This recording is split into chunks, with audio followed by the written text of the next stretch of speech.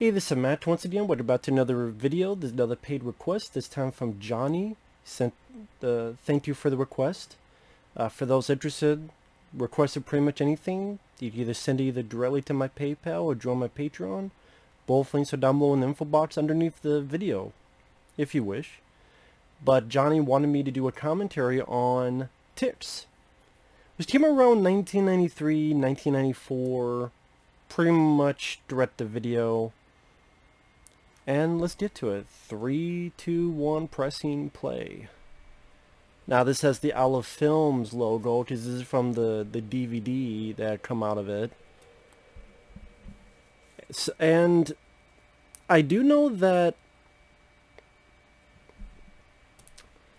I think this is Republic Pictures, because I think that was no, Overseas Film Group. Okay, I thought it was Republic Pictures that released this. But recently this got a Vinegar Syndrome Blu-ray. Now the Vinegar Syndrome, if I learn how to talk, apparently has 4K, if you like 4K, Blu-ray, a regular Blu-ray, and there's a 4K stand. And apparently there's another cut of the film. Like, this is an hour and 25 minutes. There's another cut that's like an hour and 34 minutes. So it has like 9 minutes more footage. Now I don't know what that entails. I would like to know, because if it's just their scenes, there's a reason why they were cut out. Okay. And apparently there's some making of, and like they carry the. I know this has a commentary with the director Tony Randall and an actor in the film, Clint Howard. But never thought ticks would get a 4K.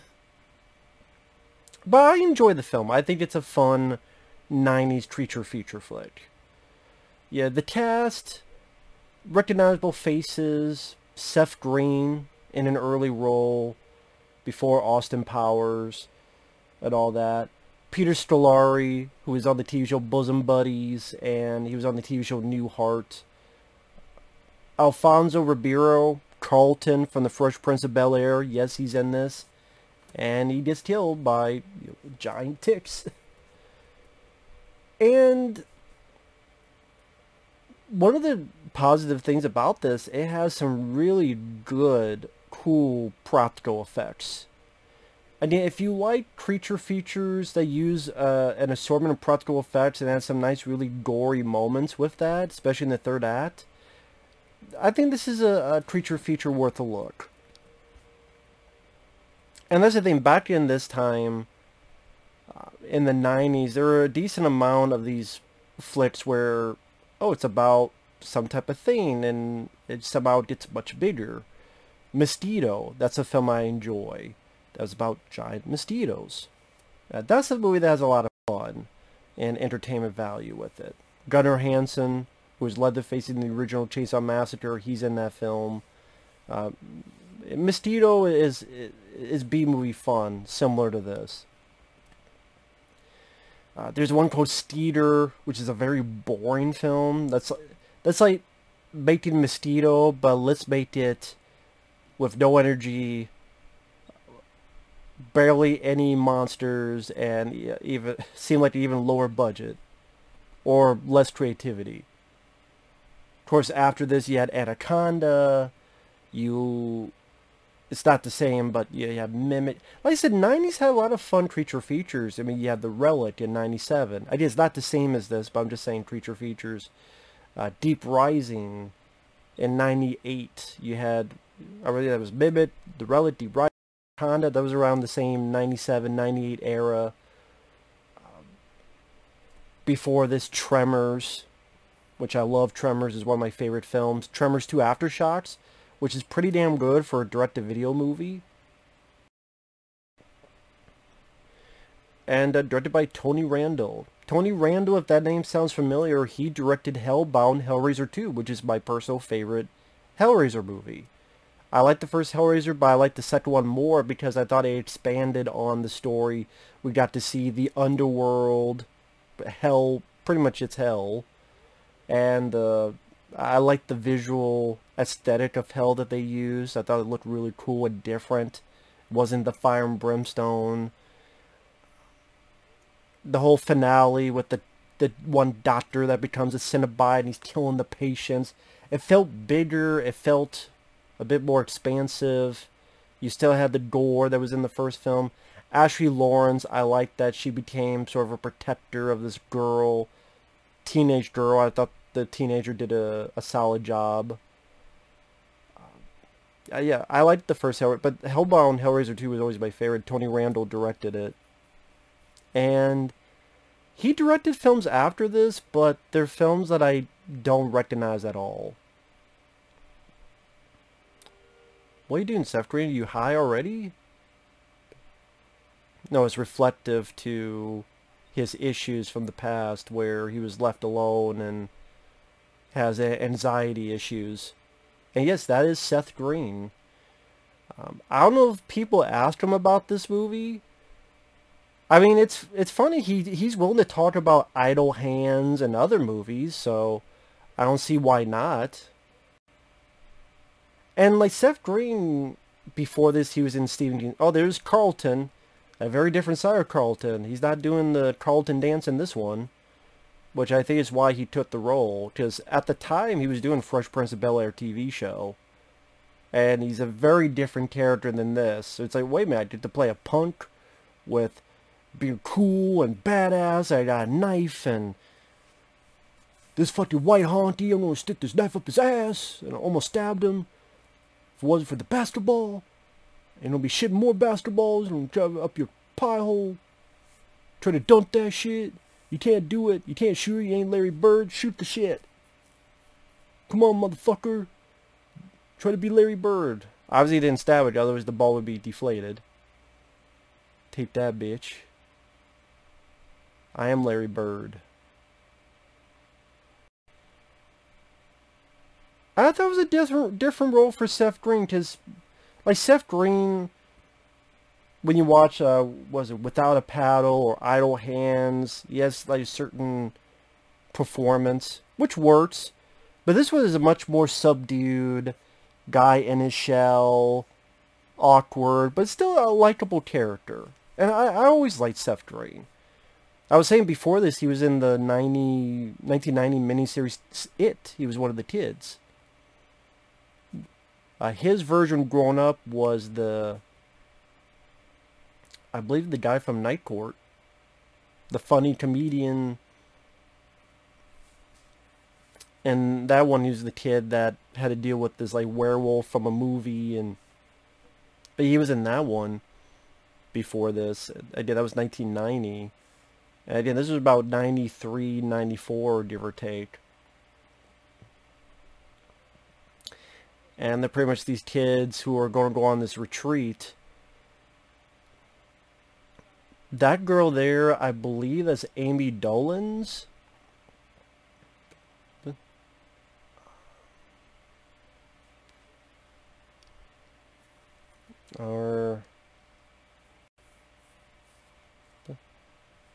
And I think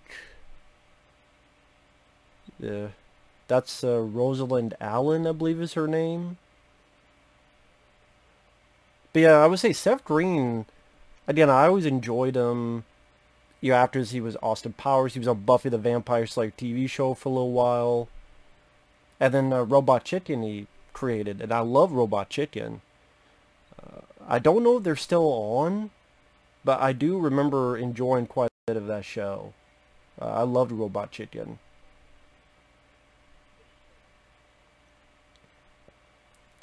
Very fun, very like pop culture heavy, but at the same time I thought it was witty and clever. And again, with the kind of stuff they reference on that show, you would think, you know, this film would kind of fit in that pipeline, so to speak. But yeah, you never see, or I don't know, maybe no one brings this movie up to him. Because no one really, it's not every day someone thinks of Ticks. But yeah, it's a entertaining B movie. A B movie doesn't always mean a bad movie. Quite the opposite. And here's Clint Howard, the brother of Ron Howard. I believe the younger brother of Ron Howard. He was on an episode of Star Trek, the original series, from way back in the day.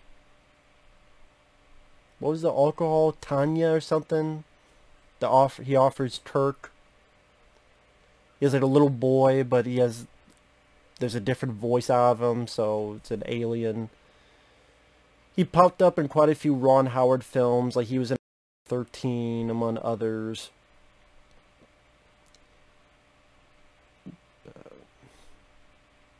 He was in Tango and Cash. He was Sylvester Stallone's roommate in prison with the slinky and ripped Stallone's newspaper. You know that guy? I killed him. Right. He was my best friend. And Stallone's like, you ripped my newspaper? Strangle you, tie your ass up with the slinky. But Clint Howard's definitely a character actor. There's been a lot of Ice Cream Man, which is a low-budget horror film. He's popped up in a couple of the like Rob Zombie movies and other stuff. But what you would call a character actor. But you know, as this group goes on their weekend retreat. Well, I wouldn't say not weekend as in they go through every weekend, but you know, go out into the woods, away from the city, the distractions, the help kids out. I guess like Seth Green has his anxiety issue. Yeah. Of course, you know, the dog's gonna get it. Just gonna happen. Much more of a quiet person here.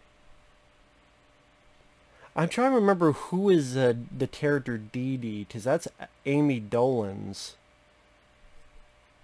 I think it's the girl in the blue, the girl back there, coming up. Oh, there's a tick. Here to explain what a tick is, they could dig into it. And there's a certain way you have to burn them, otherwise they could literally leave their head in. Like if you just pull it out, their head could still be in there. So you have to fucking burn it. And this shows the only way to kill them in the third act is to burn the shit out of them. Wish you get some fun moments with that.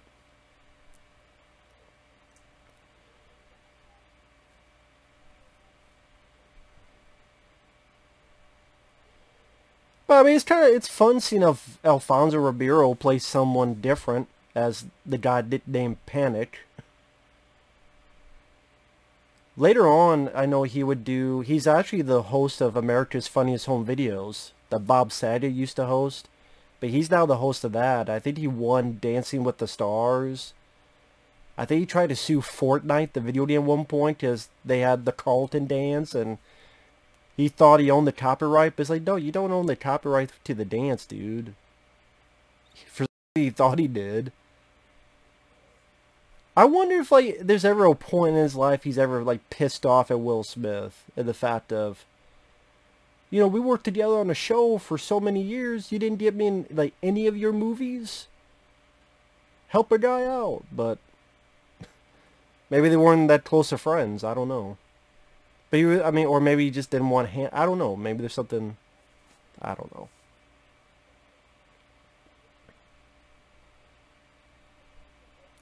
I'm not saying that's right or wrong for him to think that. I'm just saying, I wonder if he ever did think that. Like, you're part of a show, and you see the guy. I mean, right, he was the star, but just how, this was 93, 94? I mean, just a few years later, wow, Will Smith did Bad Boys, and then Independence Day, and then Men in Black, and he must be Alfonso Ribeiro going, what the fuck happened to me? Marijuana. So the wanted poster out there for Marijuana. The assassin of youth. Who's this fucking creepy guy? Fucking Jim Bob, Billy Bo. Oh, this is our human villain. Because I mean, you got the creature feature villain, then you don't have a human villain. And here's our human villain. Mr. Podunk here. I think that girl is Amy Dolenz. I'm sorry if I'm wrong. Because I know Amy Dolenz, there's this Ferris Bueller TV show that didn't last long. She played Sloane Peterson, the girlfriend of Ferris Bueller on that TV show. And she's also married to Jerry Trumbull, the martial artist. Yeah, I think that's her. Because I'm like, Sloane Peterson, Mia Sara, in the movie Ferris Bueller, I just see her being... And this is only a few years after that sitcom. They tried to make a lot of sitcoms from hit movies. There was a movie called Working Girl that was a hit. They tried to make a sitcom of that.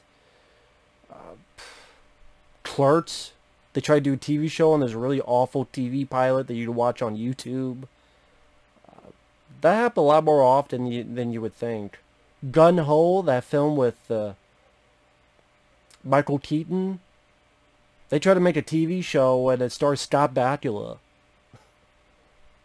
You can look it up, Gun Ho. I mentioned it because that was a Ron Howard film, and here we have Clint Howard. I think Clint Howard might have been on that TV show for as few episodes it lasted. But yeah, Clint Howard, I mean, definitely this...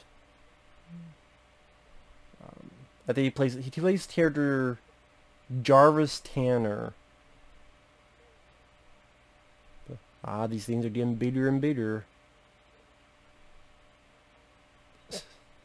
I mean, Clint Howard is definitely a unique character and personality. I mean, there's a reason why he got hired. You know, never for a leading role quality of a... Other than Ice Cream Man, I guess.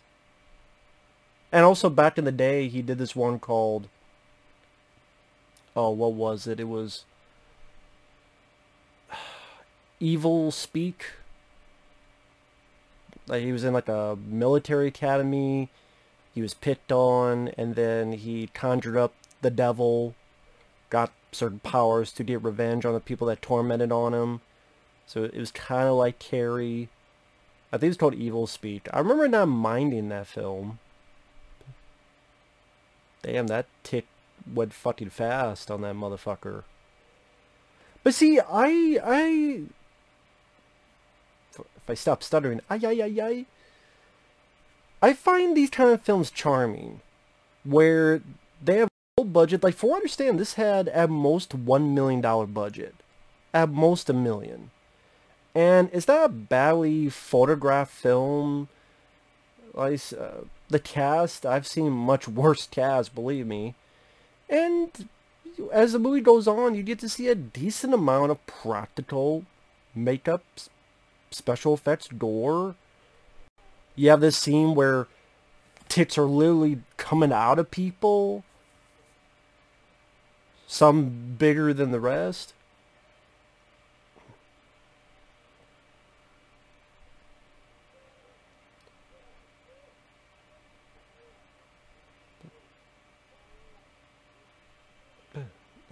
These are little eggs here. I'm laughing because of the look on his face. And it's kind of weird Clint Howard was on the commentary because he's not in the film much. I mean, after this he pops up once or twice more, but I guess no one else was willing to talk about it.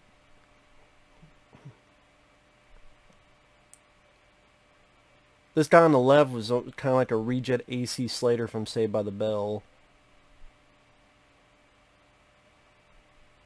What does it say? I can barely tell because of the glare on the TV from this light. It's a camp they went to. But yeah, you know, people make fun of the 90s for horror films, creature feature films. I've always enjoyed it. People say it's nostalgia because I grew up with it. By the time I was 7 years old, it was 1990. But from 1990 and 1999, there are plenty of horror... Because here's the thing, I don't get scared by horror films. I'm not saying that for pride, to brag. Once in a blue moon, like the original Chainsaw Massacre, yes. But most horror films, I just want to be entertained. And so I look at horror films differently than others. Horror films are meant to be scary, but I didn't. They rarely scary because to me, real life is a lot scarier. I just hope to be entertained. And like 1990, I love The First Power with Lou Diamond Phillips, and Exorcist 3, Child's Play 2, The Ambulance with Eric Roberts, directed by Larry Cohen, may he rest in peace. And as the years went on, you had Predator 2, which is action with a little bit of horror. There's Event Horizon. There's fun, Deep Blue Sea, Deep Rising, Death Machine. I mentioned Mosquito. Even this film. I mean, there's to me a lot of fun films, from Tremors to End of Days to In the Mouth of Madness, The People Under the Stairs, Seven, Blair Witch Project, Stir of Echoes with Kevin Bacon, House on Haunted Hill remake, which was 1999. Split Second was in 92 or so. Again, not scary, but I just want fun entertainment, and to me a lot of these films were. And at this time, CGI had come into play. Terminator 2 in 91, and there's a little bit like bits of The Abyss and other stuff. The young Sherlock Holmes, which had a CGI effect in there. Jurassic Park came out the same time as this, but there's still people holding on to practical effects and what we can do. What shall we do in creativity? And like that little bit there where you have this egg and you see this little bit inside gestating, pulsing. Like, that's a cool little detail, and people can make fun of it, but to me, you cannot get more real than real. When it's something physically there, that works better to me than a CGI. Because I can still see that it's there within the realm of its reality.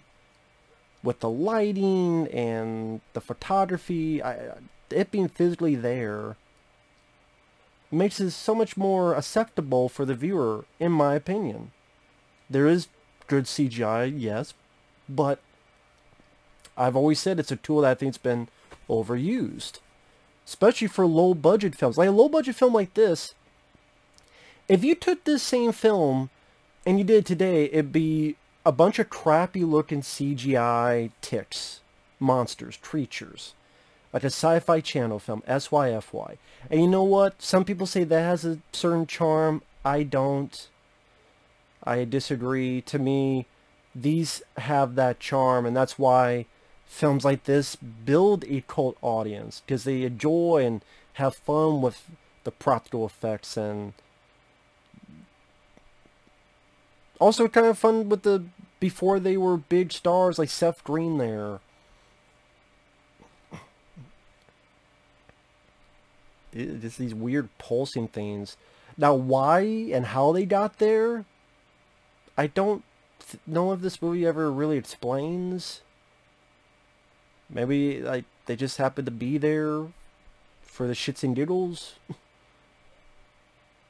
I vote outer space. No way these are local boys.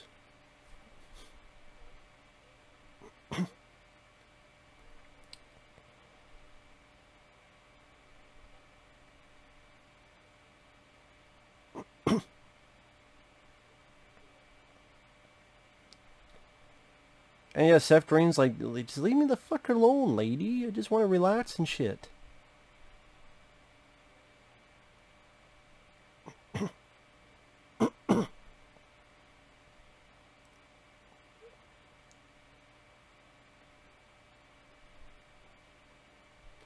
Oh yeah, there's a thing on her back. That's right.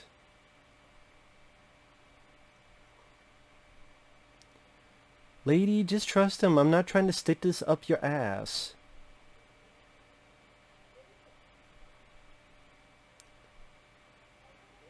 It's my dick. What do you think it is, lady?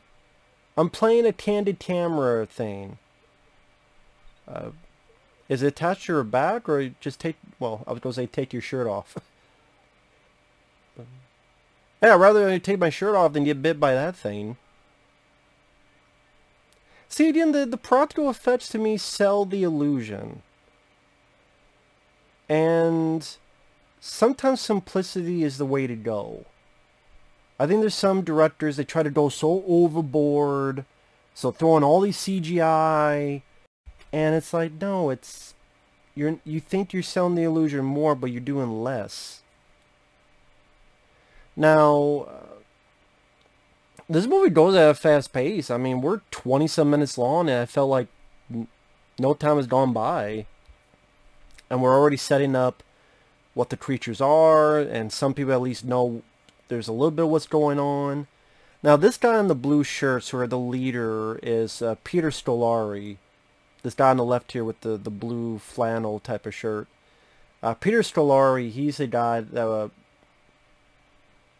he does a good job in this. He's a decent, likable guy. He's not saying, oh, you pieces of shit, what the fuck you think you're doing? He's not like the asshole, what was that stepdad in Child's Play 2 or some other, you know, he's, yeah, but, you know, it's not something you don't believe off the bat, but, of course, nowadays, you could just put a cell phone and record it and then show it. But I mentioned that Peter Scolari, he was on the TV show Bosom Buddies with Tom Hanks. And, you know, Tom Hanks became much more successful than Scolari. Other stuff he did... for a short time, they did a Honey, I Shrunk the Kids TV show. Because, like I said, a lot of movies that are hits, they try to make into TV shows. He played the Rick Moranis part. And, I mean, that didn't last long, but he played the Rick Moranis part.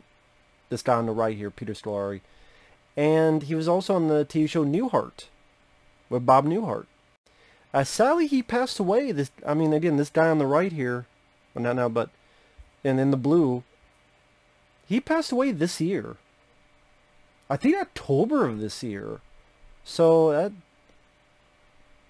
which is weird. He like passed away like around the time this film came out on the Vinegar Syndrome Blu-ray.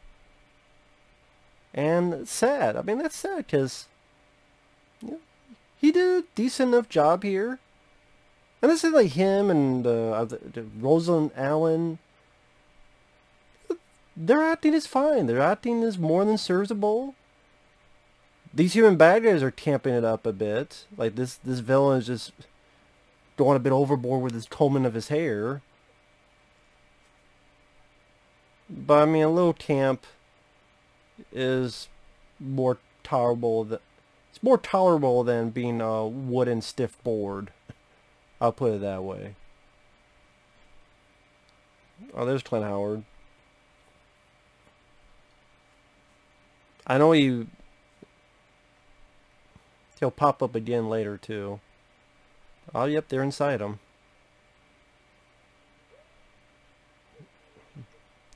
Think we get some more special effects here. But yeah, that's, you know, decent. You know, to see the bubbling by the skin. Ooh, they fucked up his leg. Oh yeah, his leg is in the bear trap. That's right. Oh yeah, does he tries to shoot it out. Ooh. Yeah, that doesn't quite work.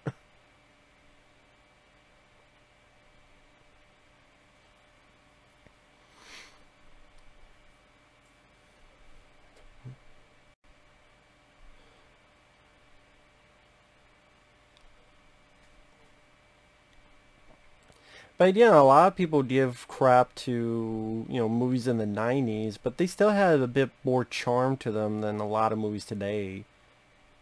Like, if you look at a direct-to-video movie today, they look even cheaper, even though they're the same budget.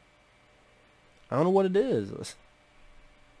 Fucking hell. What the hell was that about? I mean, I know they started this fire, but geez. Fire it up! Fire it up! Fire it up!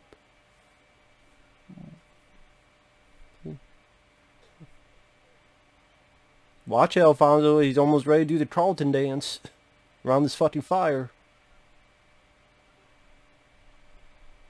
Most unusual to be loved by everyone. I wonder if anyone on the set forced him or said, could you do the Carlton dance?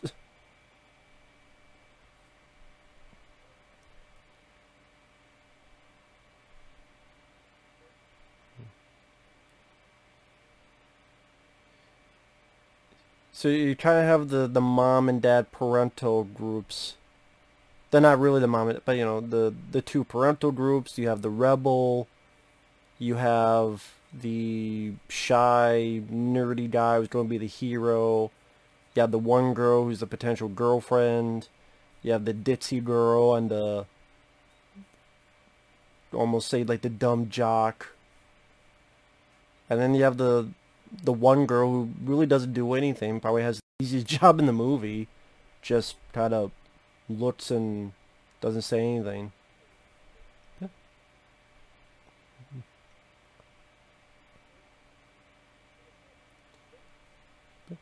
But Alfonso Ribeiro's character, you know, he's not a total dick. So I like that, you know, they don't make him completely one-dimensional. Like, they do try to humanize bit. He was a dick at the beginning, but again, he's not just consistently being that one-dimensional dick. I think he's trying to relate, he's trying to be friendly.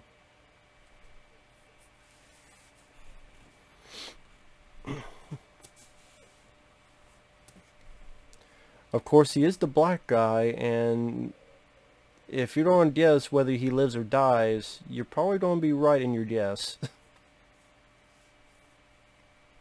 But he's not the first. He's not the first. Does Clint Howard already... He pops up one more time, but he's the one that got it. Was that girl covering Peter Scolari's mouth while sleeping? Like, they were sleeping and she had her hand, like, right here. How the hell you don't breathe like that? Like, ooh, that's a pretty good effect. Like, they had a dog, and the way to make it jiggle like that? I wonder how they did that with the dog. Because it looks like a real dog, and they're making it move like that.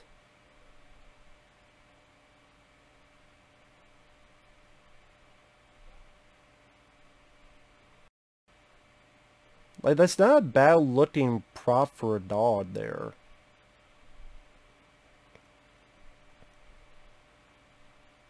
Again, a little bit more of the humanizing of Alfonso's character, because we can relate to losing a pet.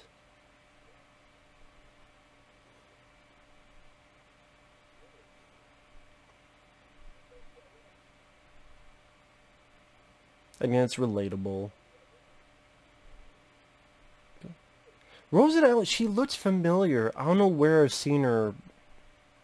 I bet if I looked up, I'd be like, oh, that's where, but... She does seem familiar. But yeah, I don't think the cast is that bad compared to a lot of other stuff I've seen.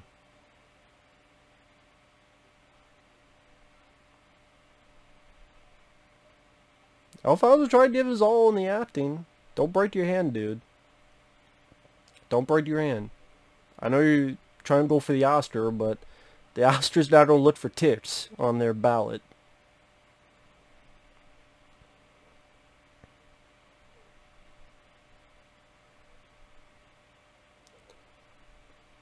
Won't cut you, fool. This is for not putting me in Robot Chicken.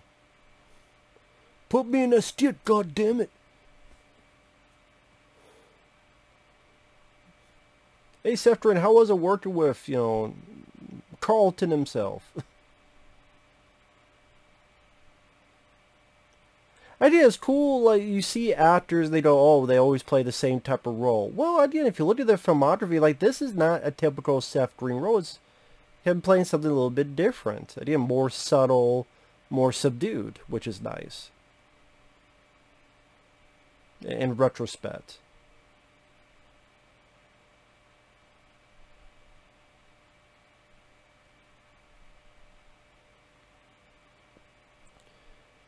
So yeah, I think the Vinegar Syndrome, which I didn't get because those things are too fucking expensive for me, man. Like, once in a blue moon, I would get a Vinegar Syndrome Blu-ray.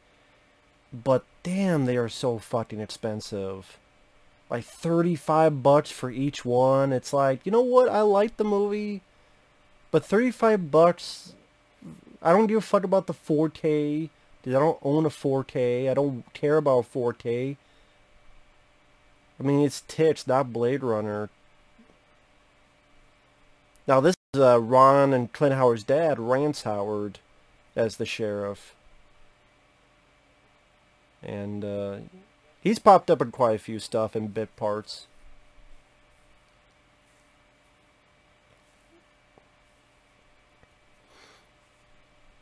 Again, this girl here must have like the easiest job. It's just, you don't have to learn dialogue. When the camera's at you, you look. And you're shy.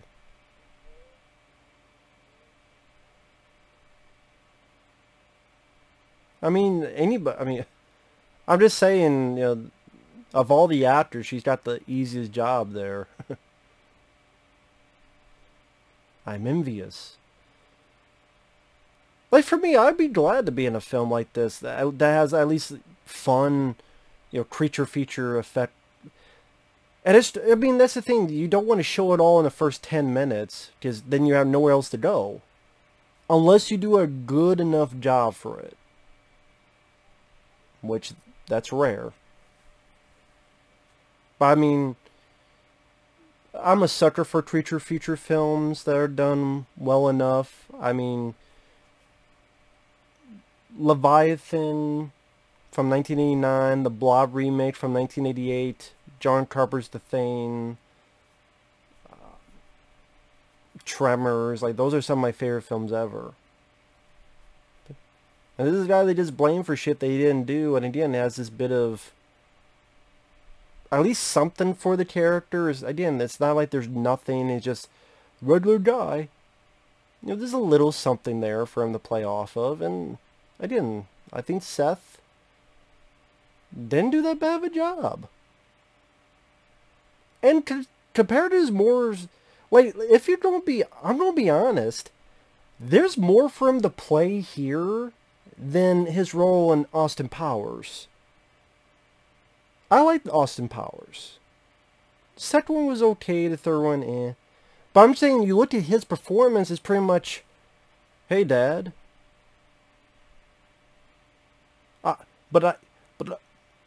And then Dr. Evil keeps interrupting him.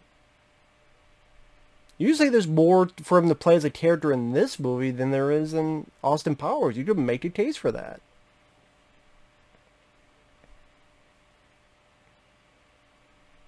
And, you know, people dismiss these movies easily, and it's like, whatever. You want to see bad? Go watch Kingdom of Var. Go watch Robo Vampire 1 and 2. Go watch Neil Breen movies. Go watch The Star Crystal, where a orange alien kills people, then reads an electronic Bible on a computer, and then apologizes, starts talking, and becomes a Jehovah's fucking Witness, pretty much. I'm sorry that I killed your friends. I was scared. Can you give me a spaceship? And they give him the spaceship. And he goes off while a crystal thaw is playing. Go watch The Star Crystal. Go watch Feeders and Feeders 2. You don't know what it is? Good. Those shot on shitty old $2 movies. Go watch, what was that one, Hell's Highway? Came out years out, direct to video. I mean, you give me time, I could name 100 movies way worse than Tits. Tits is a fast-moving B-movie with a decent enough cast of...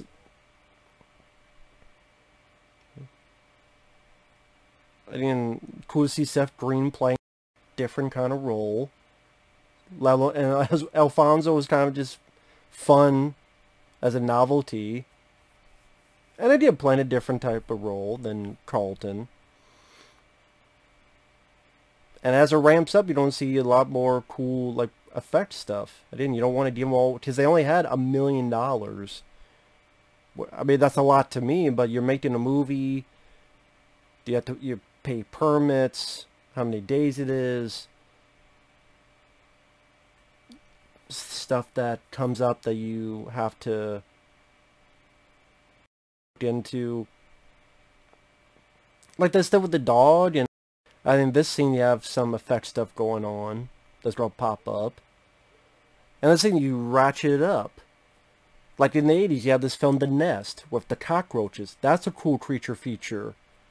We have cockroaches at first, and it goes more and more, and there's a point in the third act where a big cockroach comes out of someone as if it's American, The Thing, American Wolf in London or something. And then they have like a giant cockroach as if it was a queen xenomorph from Aliens. Ah, there's something in there pulling it back in. They must like that needle or something. Broke the fucking needle. But yeah, Peter Scolari, if you don't believe it now, you don't believe it, there you go. This is where you dip back and get the fuck out. If I see what's supposed to be a dead dog doing this, I'd be like, okay, I'm gone to, I'm gone home. Oh shit. There it is. There it coming. I mean, it's a giant version of a tick. It's not fucking dead though. There you go.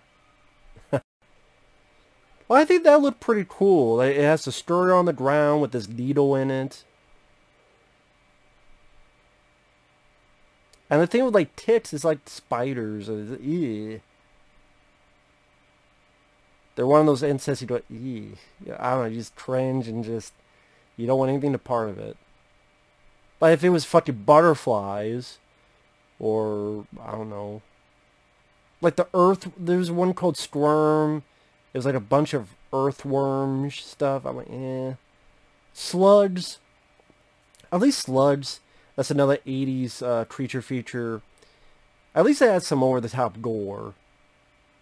Like a dinner scene where the slugs are in a guy and like his fucking eyeball pops out and all these maggots explode on the guests in this dinner, this restaurant. But yeah, again, that's pretty cool. You have the thing going on the wall and... Again, creativity. They had to, I mean, you had to, not just using... They had to figure out how to do this. Whether it's practical, maybe some animation, stop motion animation, or I don't know how, like some of those other shots, how that was done.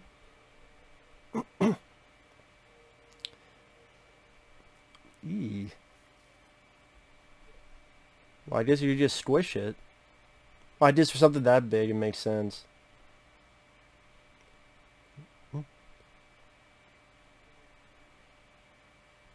Yeah. Yeah, well done on the makeup effects. Even this little autopsy on this thing. Yeah, stuff you wouldn't see nowadays. Or they try to do it, then they put like CGI enhancements that just hurt a bit. I think you cannot get more real than real. And this substance here. And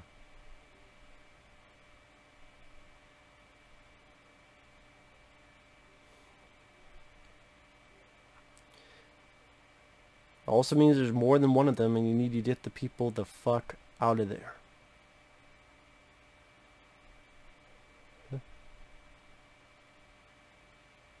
Well, I mean, now that she knows, you better call someone. Your ass better call somebody. I'm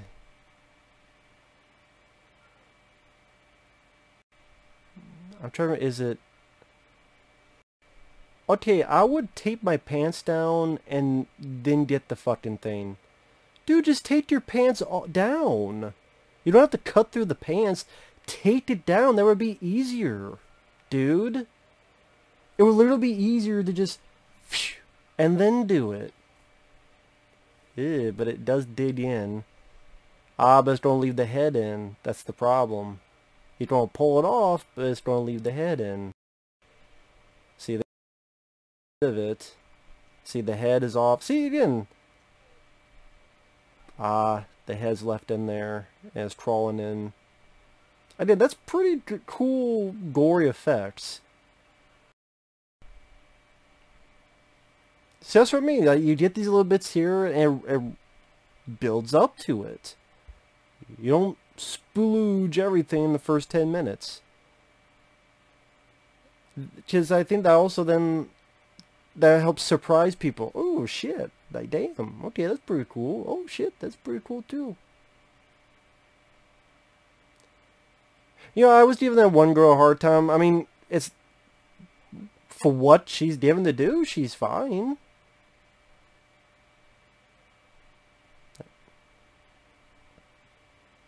She's not bad.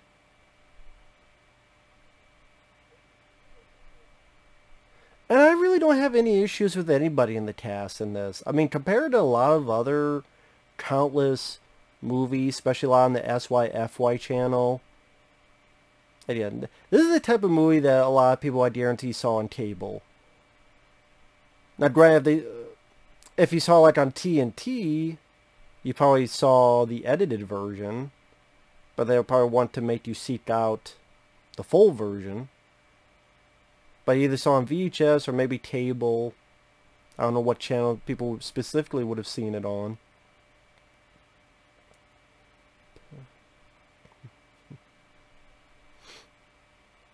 I don't know why that lasting shot of the spinning tire. It's kind of like, that's awkward. It kind of just sat on the swinging tire. I'm like, is there some significance to that, or I'm missing, or what? No, she's getting a bit more to do here.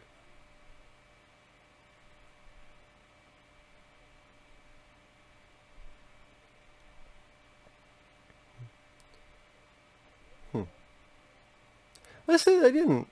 People are complaining about the acting, man.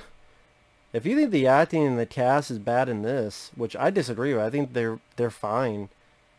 Man, I did 50 movies I could show you though.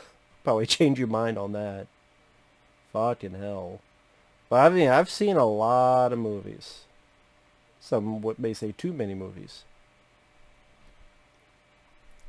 But when you're watching this, you go into like, what are you looking for? Short running time? Check. This is an hour and 25 minutes. That's with the credits. Practical effects with the tits? Yes. Bit of gore? Yes, and it gets more so later on. And the fact that they get bigger and there's a trajectory to it.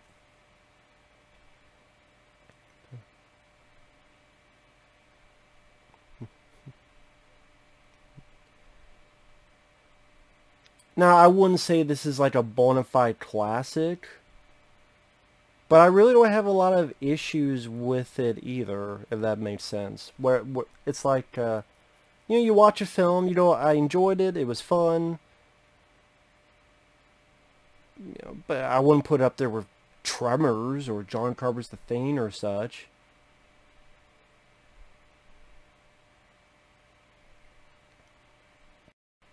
Just like these actors are, you know, fine, but it's not like the characters, like these two people. It's not like, oh, I'm really have a deep emotional core with these characters. And even like these two, like they're fine.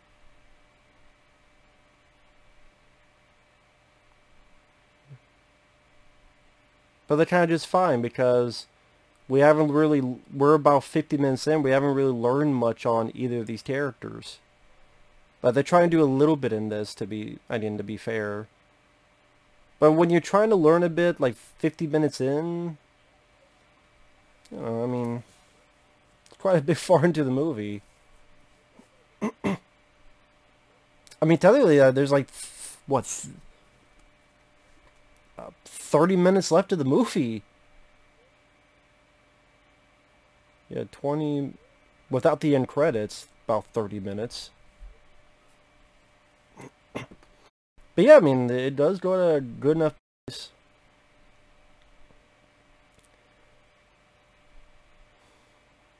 I mean, if people don't like the setup, or they're expecting, you know, 15 minutes in to be the smorgasbord of tits chomping people's heads off, yeah, I think for the low budget, they did the best they could. And I think they knew we have to say that for the end, not at the beginning. Like, we do have effects coming. We're showing snippets here and there to keep the going. But we gotta save a lot of that stuff for the third act.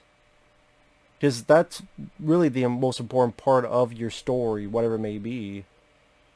Oh, there's the sheriff. He ain't having a good day.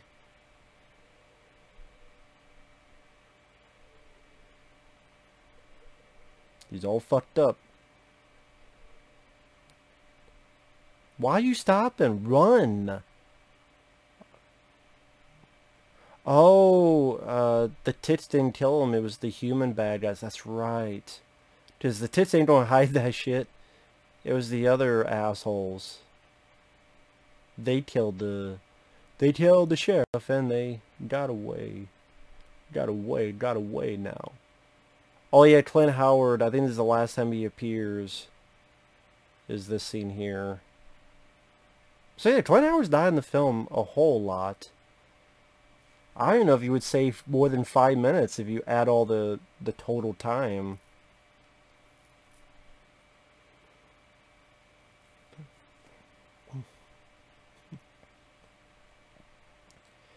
But yeah, it seems like any kind of bug, insect, or whatever has been done, or you could say animal in general has been done to try to kill in a horror. I mean, there was a fucking movie called Zombies about zoo and the animals are zombies, and it's really shitty looking CGI. I mean, of course in the 50s you had Them, which is a good big killer ant movie, Them, and all that stuff.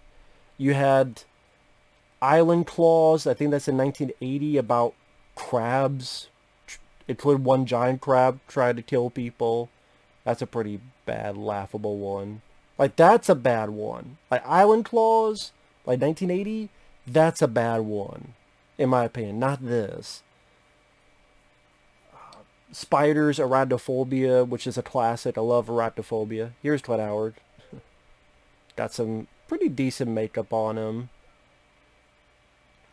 No matter what he does, he can't kill himself. And he's begging for it.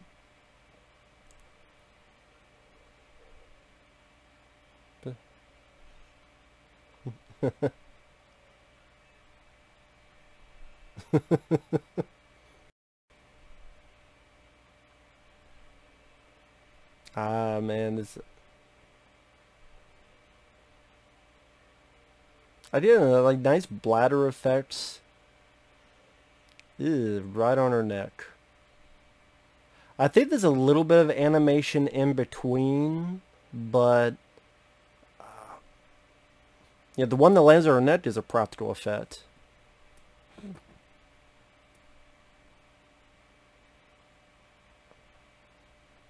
Are you dead now?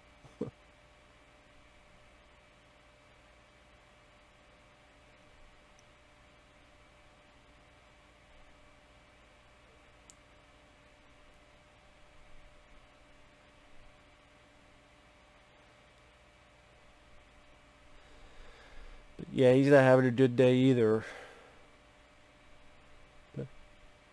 Just pretty much, from what I remember, he comes back, and then he pretty much, well, if you watch it, you've probably seen the film. Yeah, if you watch this with nowadays connotations, there's probably a bit you could get into. You know, two white guys beating up a black guy. Yeah, I ain't gonna touch that. But these two are the villains. Pretty much they want to grow their drugs and shit. But yeah, these guys definitely deserve to die. I mean, these two are camping it up a bit. And people may say, like, did you need human villains? But again, it's to, I just have a little bit more to the plot. Because maybe they knew if it was just tits, maybe you couldn't keep going for the whole... I mean, the movie's 85 minutes as is.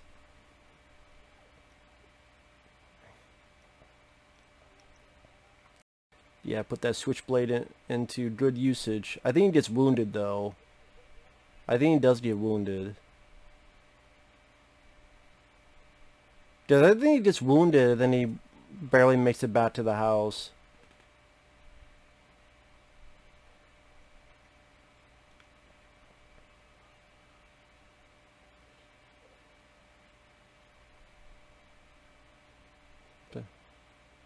Oh, this is their alarm system.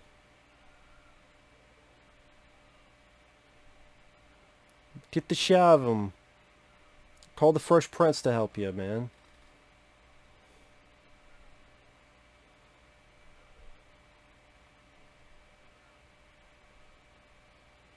Yeah, you go.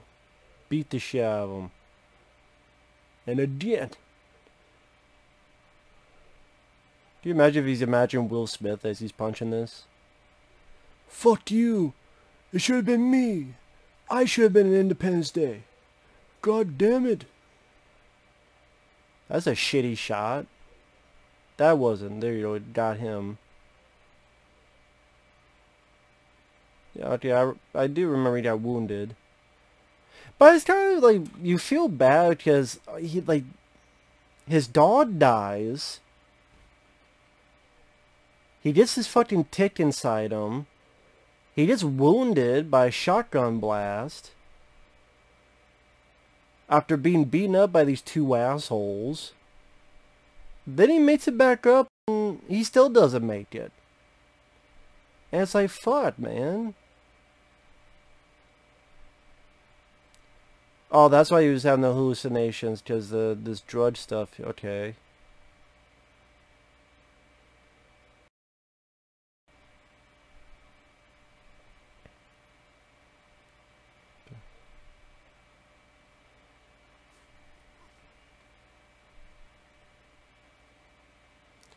But, yeah,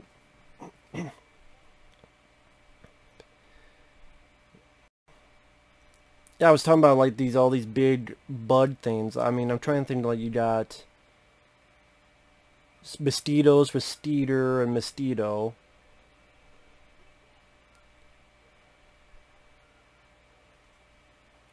And that's another thing they added, is that with these ticks, they have a certain side effect, like a hallucinogens. Hallucigenetic, as I tried to fucking say, but I was stuttering. These hallucinations brought on by these fucking bites and shit. Did a little interesting idea to put in there.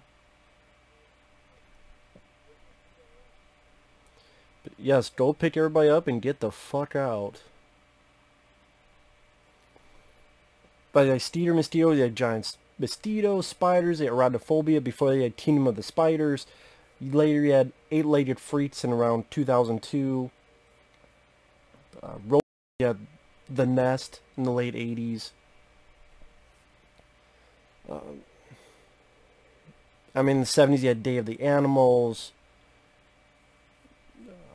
Killer Dogs, Cujo, Man's Best Friend, Killer Cats even, Strays. Which, again, if you want to say awful, that's an awful film, Strays. Like, miles better than Strays. And now that we're getting into the last chunk of the film, this is when the effects are going to be going a bit more prominent. As we're going to get into Siege. Which is kind of the best way to do this kind of thing, is because you're dealing with one location. That's the one location you can rig it for all the effects you need. Whether on the floorboards or the walls. The floors and walls can hide either puppeteers or other folks for the effects.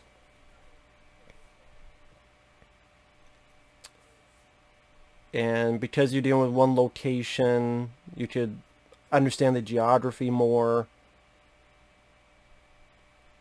Plus, you know, without having to move, and you don't have to, you know, move to this, move to this, move to this for the sets, change the sets, or go outside and deal with the elements, nature, rain, whatever. Yeah. The siege. It's a goddamn siege. They're everywhere. Out of the fucking woodwork. Oh, that motherfucker got his did what he deserves. Now, again, by this point, they don't know who these guys are. We know what kind of people they are, but they don't. All they know is that we met these guys briefly, and that's it.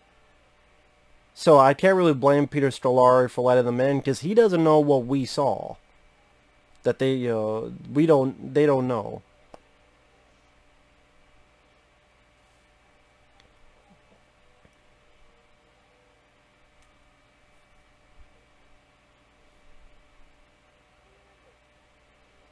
There you go. There's another one that's pretty decent, a little creature feature called Aberration from like 97. Which is funny because it seems like a film that would have been made in the 80s, but it came out like 97. The Aberration is like these little lizard creature things. And you get some pretty good gore effects in that as well. That's the thing, when you go into these films, I'm not expecting, you know, a John Woo film or a, you know, I'm not expecting Jaws, I'm not expecting Lord of the Rings or anything. I did like all these shots of these little critters to keep the audience in tow of these things are still out there, and there's a plenty of them. There's a plenty.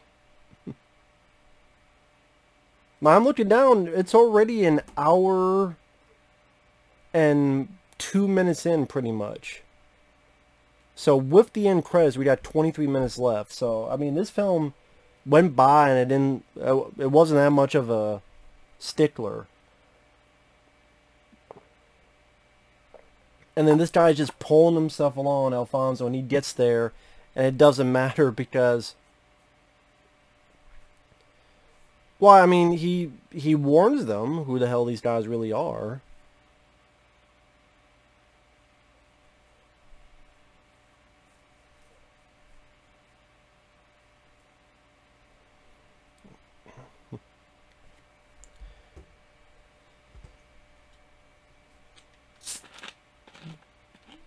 Yeah, and these guys are realizing that this guy's gonna tell on who they are. And Seth Green's like, fuck this.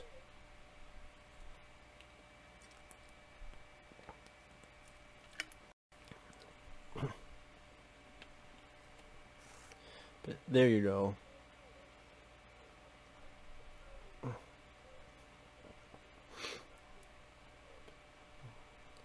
Which, I mean, yeah, he was a dick at the beginning, but he didn't seem like a character that deserved all of this pain and suffering. It's like, wow, this is a bit overboard. Yeah, he was a little bit of a dick at the beginning, but he wasn't that much of an ass throughout. I didn't deserve all this. Like, this character goes through a lot of shit, and then he still doesn't make it.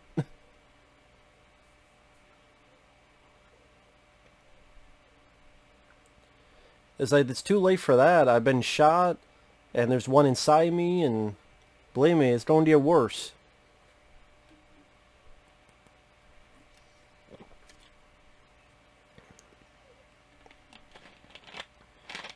And that's a cool, fun little bit that, hey, the tits, there you go. That'd be another version, the tits. About killer tits. I'm sure there's a movie out there about killer tits. I know there's one movie about a woman that kills people with their tits. I forget what Deadly Weapons or something. who kills people, like smothers them with her tits. But I'm sure there's a movie about actual killer tits. I mean, there's a movie about killer tire rubber, which I actually liked that movie because it was so weird and quirky. It's about a telekinetic tire rubber. It's not going to be everybody's cup of tea, but yeah, I found it a bit more unique. So unique, it was kind of fun. But at least he was able to warn them and says, "You motherfuckers." Which is how he's able to get back there.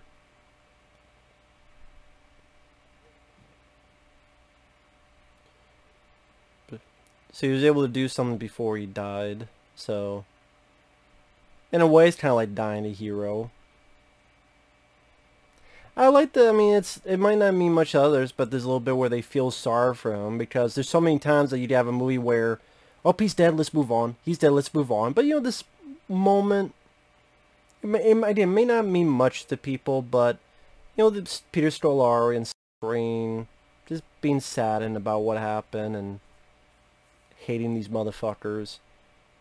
You know, it's just a little bit of respect for the dead. Again, that a lot of times, because we want the pace to move and move more, is they kind of rush past that. Or understandably, there are times where I want time to mourn, but there's a creature like 2 feet away from me that's going to rip my head off.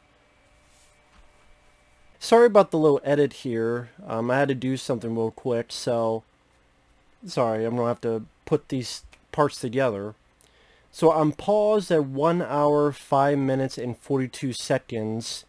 It's the two bad guys ready to have a verbal fight with our lead characters. I did 1 hour, 5 minutes, and 42 seconds in. 3, 2, 1, pressing play. Now she's pissed. And now he has a shotgun. Ready to shoot Seth Green.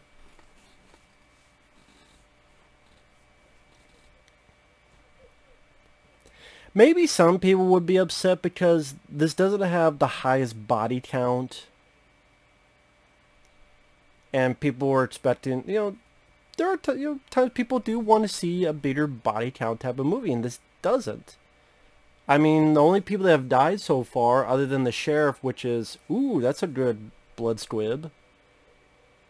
Nice big hole in Peter Scolari's leg. Damn. It's fucking sad that a low-budget movie that had maybe a $1 million budget is able to have blood squibs, but fucking $100 million movies can't. Or okay, R-rated films like $50, $60 million movies can't. Or even $30 million. This is ridiculous to me. But this film had blood squibs, which is a little explosive packet you put in your packet, make it explode to simulate someone getting shot.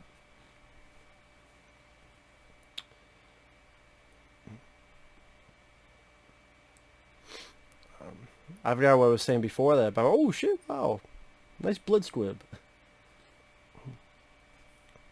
Oh yeah, it doesn't have a big body count. I think that might be something people were annoyed by. Because again, other than the sheriff, which was found in a body of water that these two people killed.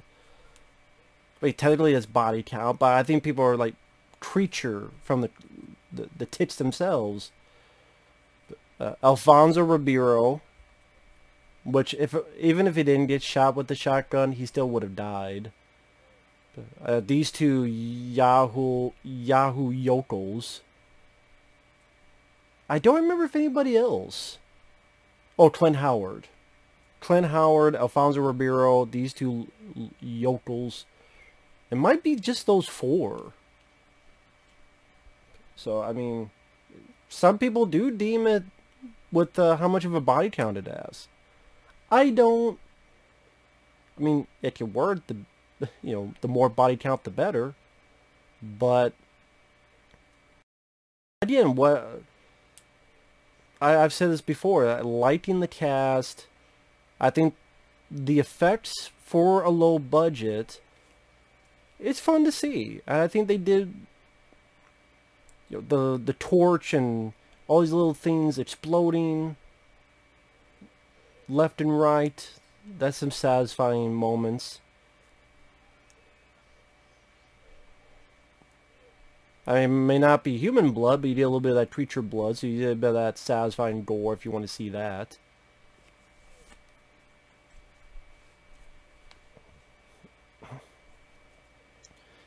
Ooh, there you go. Right in the back of the neck. Just waiting for you.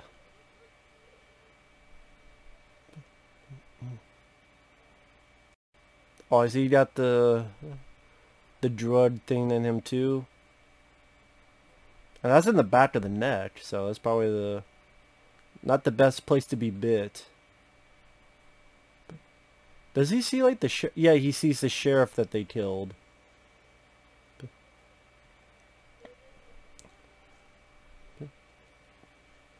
Rance Howard did a good job in that bit. Murderer! It is interesting that they did this whole drug thing, because that way you get this part to explain like why the hell would anyone do this. So it gives you a little bit extra something for the characters. Man, you can't shoot for shit.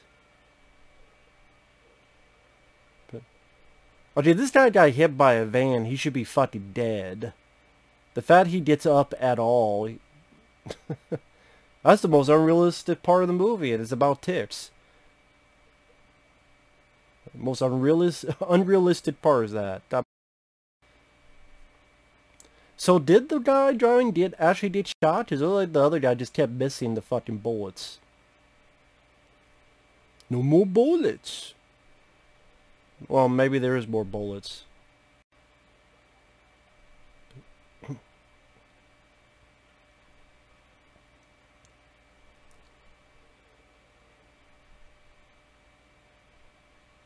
Yeah.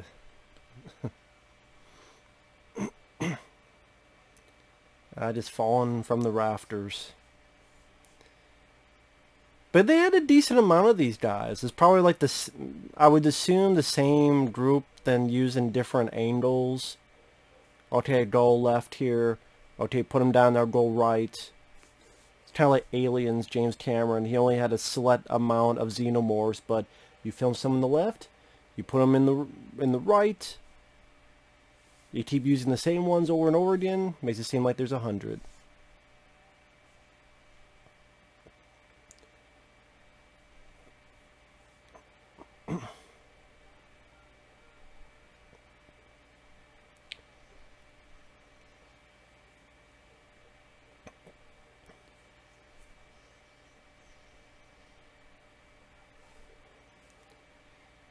But yeah, I do remember a good chunk of these characters do make it. Like, I don't think any of the other good guys get killed. Which, I'm a bit, you know, I think when I first saw this, I was a bit surprised by that. You would think at least a couple more would get killed. But that is a bit fucked up that the only guy that get killed on the good guy team was the black guy. Now that I think about it. I didn't think about that until now. Like, you have the one guy, and you have his girlfriend.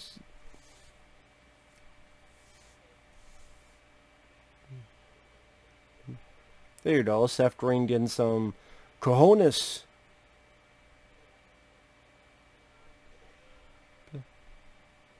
Oh, damn. Good job. Look behind you, dude. Everybody, look behind you. Pierce Scolari, say something.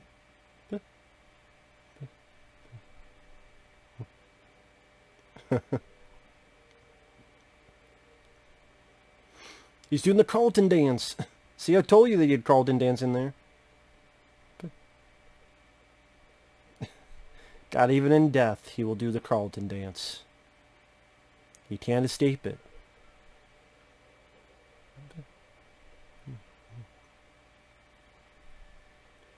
So not only does he die, he gets this giant fucking thing coming out of him.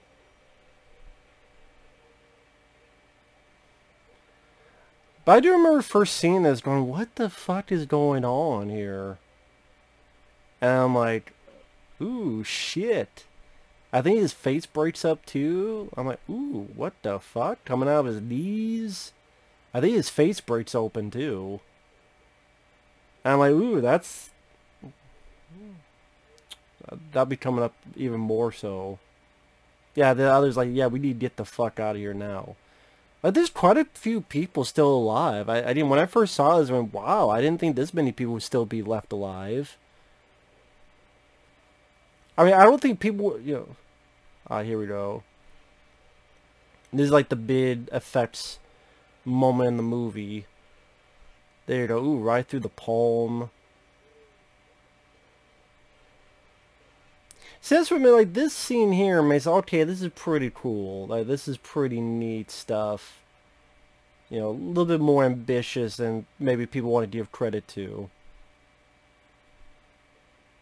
Yeah, hey, I was taught fishing earlier today. Now let me bring that back into the equation.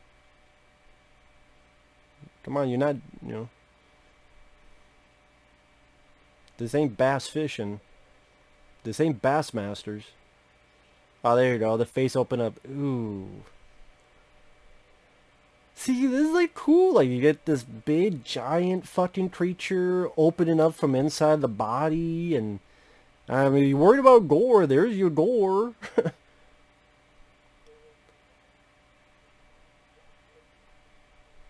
For gore and 2 minutes ago.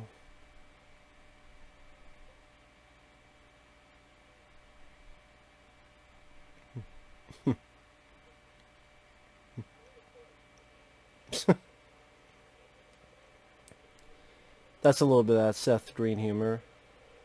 Like, and that's pretty cool. I think the way they lit it, the flashing lights, I think that works in its favor. It's not lit too brightly to see too much of the rubber. And that looks pretty cool. That looks pretty neat. And there's some effort put into that too. Like the way it's designed and the way it moves. It doesn't look that bad. And again, I'm sorry, CGI would not beat this. If it was CGI, it would just look fake. It would look like a video game. Whether it's a PS2 or whether it's a PS4. I don't care. But this, you see, it's tangible with the way its skin, its shell reflects on the light. The way it moves. Because even animals and bugs, they don't move in a smooth fashion. They're sporadic just like people are sporadic. It's like trying to have a virtual person. And it's like, well, you can try, but they don't move it like a person. Because people are unpredictable. Just like animals and creatures are unpredictable. Yeah, you need to get a torch, man.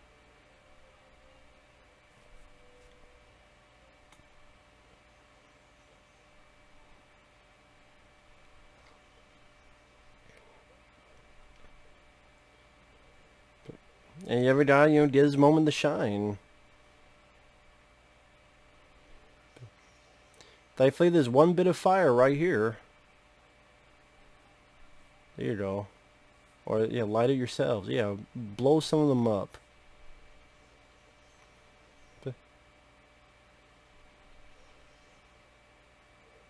There you go.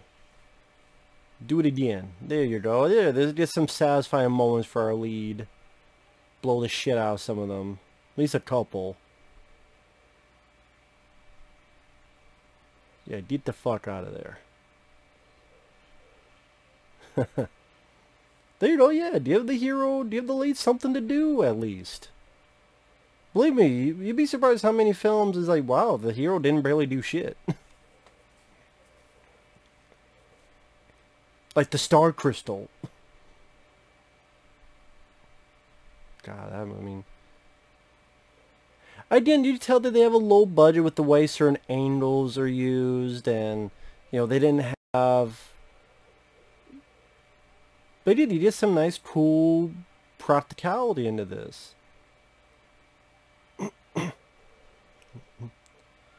Guys, move your ass, man. What are you doing? Taking an order at Wendy's? Move your ass.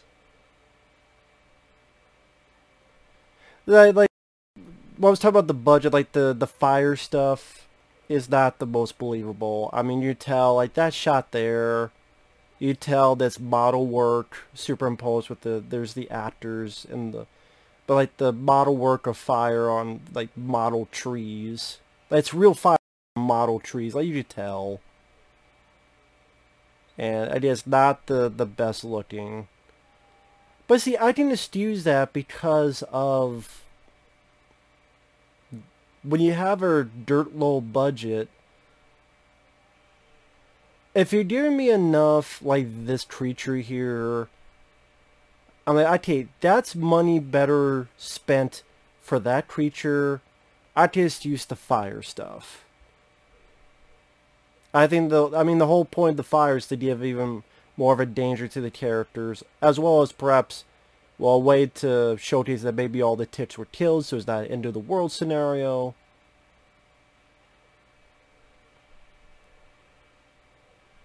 There you go. Give your hero more time to shine, which is Seth Green. You know, dude, instead of streaming, how about you get your ass up? Instead of pumping weights, how about you pump your ass up and get the fuck out the window? There you go.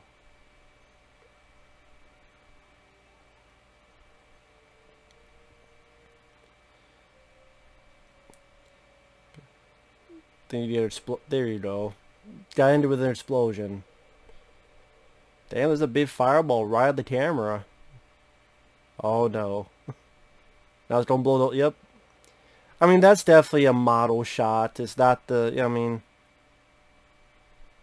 Yeah, I mean, they had what they could. I could excuse that with a low-budget film. Because I see ambition. I see that, you know, we have tiny resources.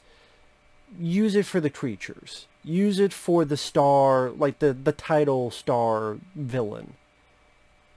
So I can excuse that. And a bad model shot is still more charming than a bad CGI shot.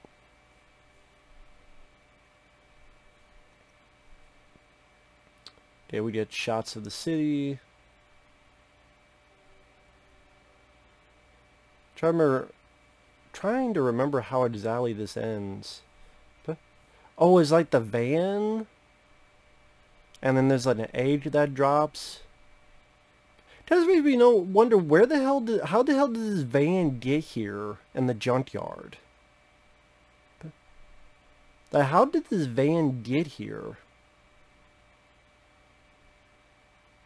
Because why wouldn't you just go to the police? And that one coroner, she has the proof. She has the fucking thing autopsy. So I don't understand like why they would just dump it in a random junkyard.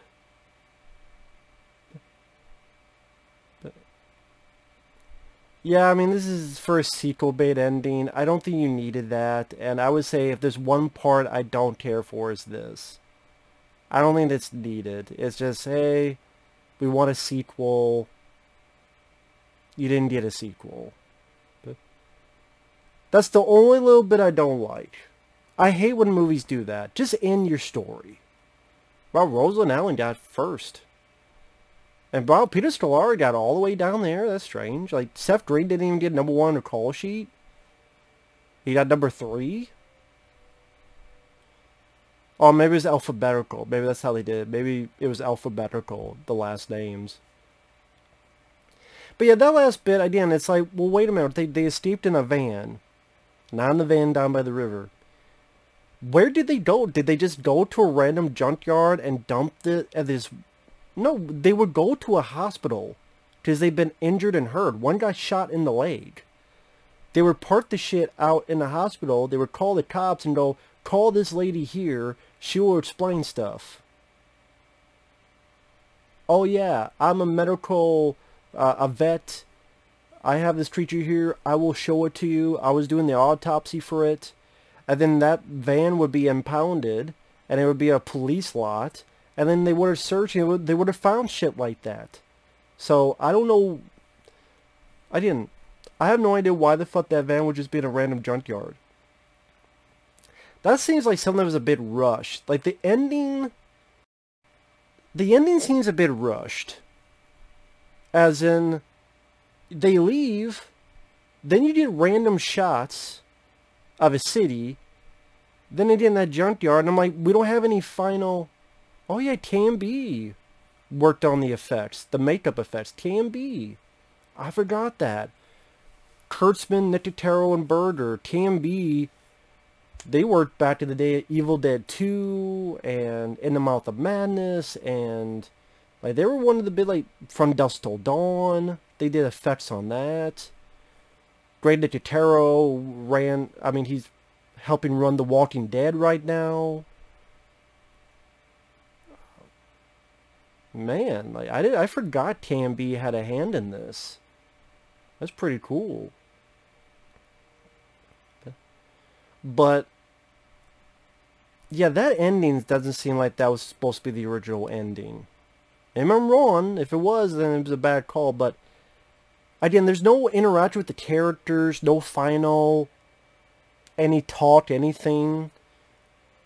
It's like they're gone, then random shots of a city, then a junkyard. I mean, that seems a bit weird and rushed. But I mean, with that said, despite that little stupid addendum at the end, it's a fun, fast-paced, short creature feature that you'll watch late on cable.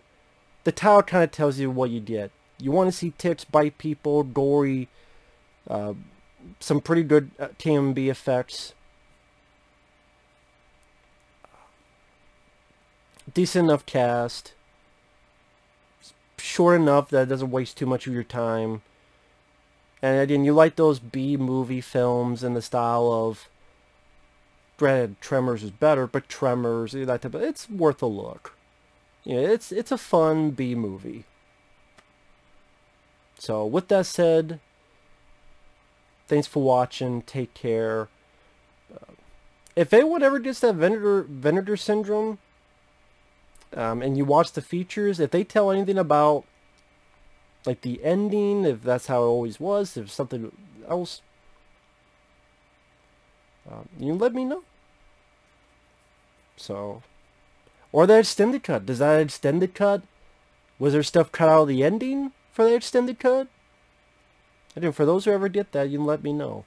I'd be very curious. But with that said, thanks for watching. Take care. We'll see you guys later. Bye-bye.